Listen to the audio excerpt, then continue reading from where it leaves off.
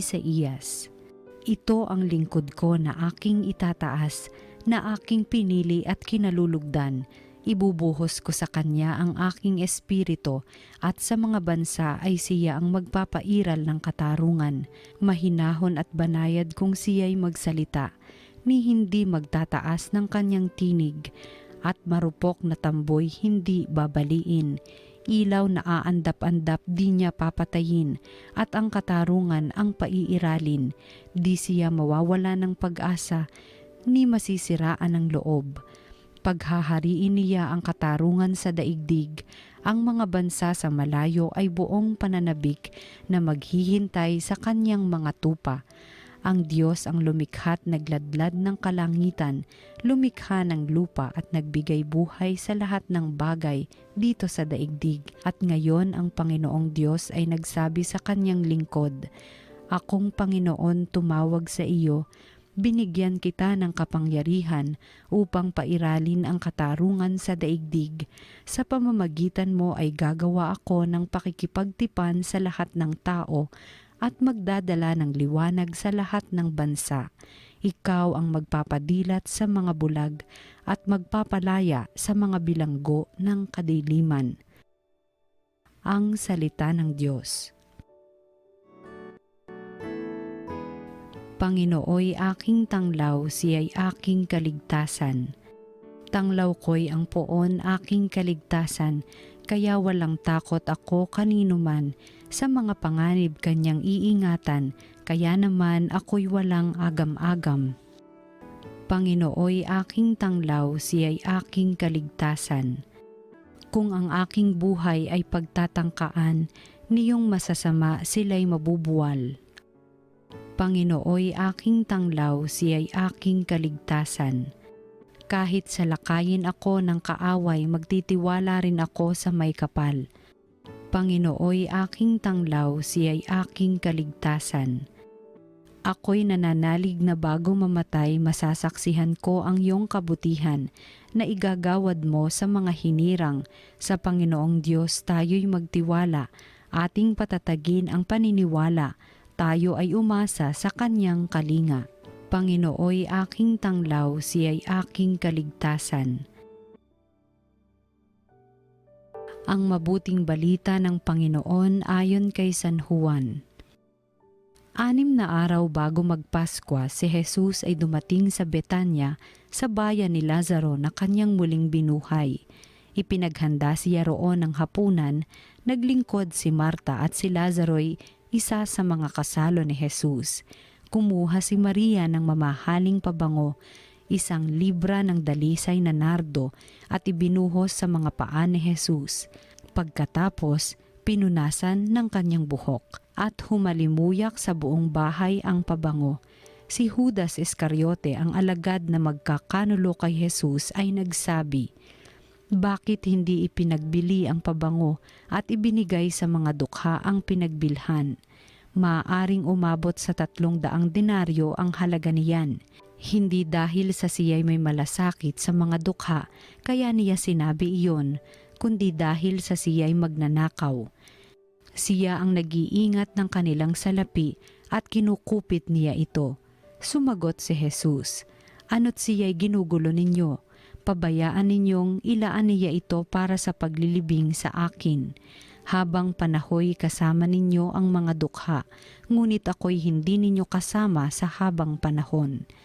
Nabalitaan ng maraming Hudyo na si Jesus ay nasa Betanya, kaya't pumaroon sila. Hindi lamang dahil sa kanya, kundi para makita si Lazaro na kanyang muling binuhay. Kaya't binalak ng mga punong saserdote na ipapatay rin si Lazaro, sapagkat dahil sa kanya'y maraming Hudyo ang humihiwalay na sa kanila at nananalig kay Jesus. Ang mabuting balita ng Panginoon. Pinupuri ka namin, Panginoong Hesukristo. Magandang araw mga kaparokya. A blessed Holy Week po sa inyo. Tara, magsimula tayo ng ating pagninilay sa salita ng Diyos, salita ng buhay. Kasama po ko, Father Kevin Crisostomo. Ano po ang pinaka-expensive na regalong na ibigay ninyo sa inyong mahal sa buhay? Naku po, pagdating sa regalo, minsan sensitive topic to. Kasi alam naman natin minsan sa hirap ng buhay, mahirap magbigay ng mamahaling regalo. Pero real talk lang din, hindi naman ibig sabihin mamahalin yung regalo, mahal na mahal mo ang tao. Minsan naman po, kahit naman po yung mga simpleng regalo lang, katulad ng greeting or presents, kahit simpleng makasama mo lang yung tao, it means more than any expensive gift. Pero alam niyo po, sa panahon natin ngayon, pamahalan, pabonggahan ng regalo. At ito po, nangyayari hindi lamang sa mahal natin sa buhay, kundi kahit po sa simbahan, akala natin mas bongga ang binigay, mas pagpapalain tayo ng Diyos. Sana, pero hindi necessarily ganun po. Pero pag-isipan muli natin ang katanungang, ano po ba ang pinakamahal na regalong naibigay ninyo sa taong minamahal ninyo? Sa ating gospel reading ngayon, nagsisimula na po tayo ng mga mahal na araw. Nasa Bethany na po tayo at narinig natin sa pagdalaw ni Jesus doon sa tahanan ni Martha, ni Mary at ni Lazarus na kanyang binuhay po. Si Mary of Bethany ay inanoint ang paa ni Jesus gamit ang isang mamahalin na oil. At alam naman natin ang reaksyon ni Judas Iscariote na makikita natin din the next few days. Nakita natin na nag-react siya na sana ginamit na lang daw sa mahirap, yung pagbebentahan itong oil na to. Bakit daw sinayang? Pero nakita natin ang sinabi ni Jesus dito. Bakit? Bakit mo kinikwenta ang pagmamahal na binigay ni Maria sa akin? At tandaan natin, nasa krus, hindi kinuwenta ni Jesus ang kanyang pagmamahal. Hindi kinuwenta ng Diyos ang kanyang pagmamahal. Kundi buong binigay niya ang lahat. Buong puso, buong sarili. Sapagkat ang tunay na pagmamahal, hindi nagkikwenta. Sabi nga po ni Saint Bernard of Clairvaux, the true measure of love is to love without measure. Ang ganda pang Facebook nyo, pwede nyo gawing status. The true measure of love is to love without measure. Kaya sa pagninilay natin ngayon, 3 letter C. Madaling tandaan. Unang letter C is costly. Nakita natin yung sacrifice ni Mary of Bethany. Ang dami niyang yung kanyang pagbibigay kay Jesus, yung pagbubuhos sa'yo, siguro meron ding dahilan. Pagpapasalamat, siguro kasi nga, friends sila, yung pamilya nila kay Jesus. At higit sa lahat, tandaan natin, si Lazaro, patay na, pero binuhay muli. Ang pagbubuhos ni Mary of Bethany ay kanyang pagpapasalamat sa Diyos. At hindi siya natakot kahit gaano kamahal na ibigay ito. Mga kapatid, alam naman natin, ito'y patikim lamang ng pagbibigay din ni Jesus sa krus. Ang kanyang great sacrifice of love on the cross, He gave it to us. Yes, He died because of our sins, but He died more importantly, or most importantly at that, because He loved. Nag-alay ng buhay si Jesus, hindi lang para ligtas tayo, kundi dahil siya'y nagmamahal. Costly. Magkano po ba ang ating pagmamahal?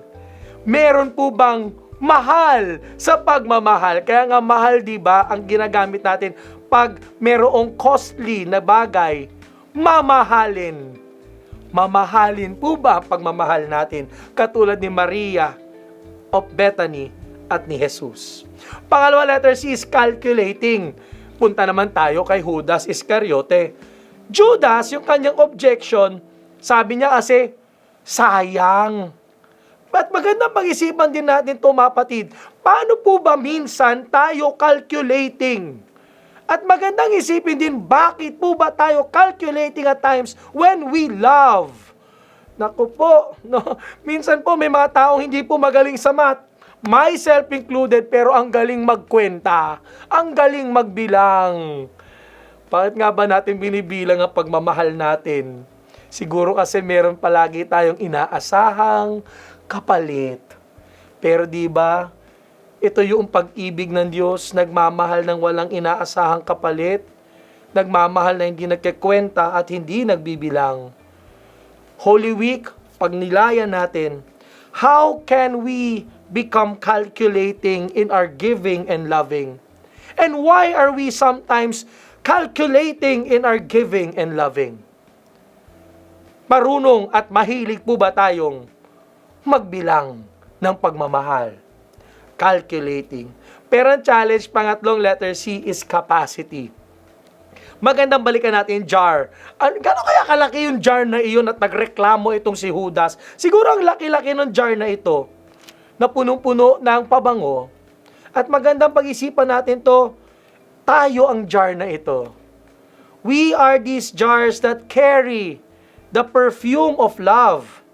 How big is the jar of your giving? Gaano kalaki ang iyong sisidlan ng pagmamahal? Are we able to give our all? Kaya ba nating ibuhos ang lahat? O minsan, mapagbilang din tayo kahit sa ating pagbibigay. No? Minsan po kasi, ito lang bibigay ko, ito lang ang pagmamahal ko. Depende sa uri ng tao. Pero tinuturuan tayo ng Panginoon, we all have the capacity to give, we all have the capacity to love. At ang capacity ni Lord ng pagmamahal at pagbibigay, unlimited. Tayo po ba? Kaya ba nating magbigay ng buhos, lubos, at ubos? Buhos, lubos, ubos, magkakatunog. Magandang pagnilayan. Binubuhos ba ang lahat? Lubusan ba o nagbibilang? At kaya ba nating maubusan? At kung maubusan man, huwag kang matakot kasi pupunuan ng Diyos ang tao, ang pusong nagbibigay. Tatlong letter C. Madaling tandaan. Costly, calculating, capacity. Tara, magdasal tayo as we move forward in our journey this Holy Week. Panginoon Kristo, nagpapasalamat kami sa halimbawa ni Mary of Bethany sa kanyang pagmamahal. Binuhos ng lubos at kahit maubos, sapagkat ito ang pagmamahal mo sa amin. Salamat, Panginoon, sa iyong pagmamahal na aming ginugunita ngayong mga mahal na araw. Kaya nga siguro mahal na araw ang tawag kasi ito ay panahon upang pagnilayan namin ang iyong pagmamahal na mamahalin. Panginoon, turuan mo kaming magmahal ng kasing mamahalin ng iyong pagmamahal. At sana nga po, Panginoon, itong Holy Week na ito, hindi ka lang namin alalahanin, kundi ikaw ay aming tularan at gayahin. Hindi na sa ni Kristo kasama ng Espiritu Santo, magpaswalang hanggan.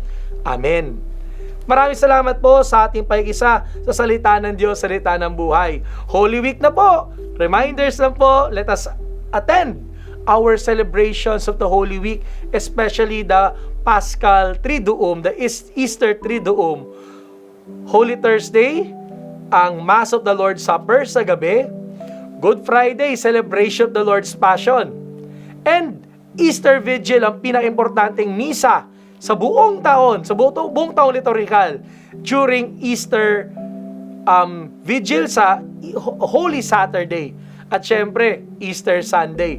At ang lahat ng ating mga coverage dito sa TV Maria this week, subaybayan po ninyo. Lalo po sa mga kapatid nating OFW at wala pong mapupuntahang simbahang malapit. Pero kung kayo naman ay mayroong parokya malapit o simbahan, let us participate actively in our Easter Triduum. Like us and follow us in our social media platforms, TV Maria Philippines. Watch, like, share, and inspire. God bless, and we'll see you soon.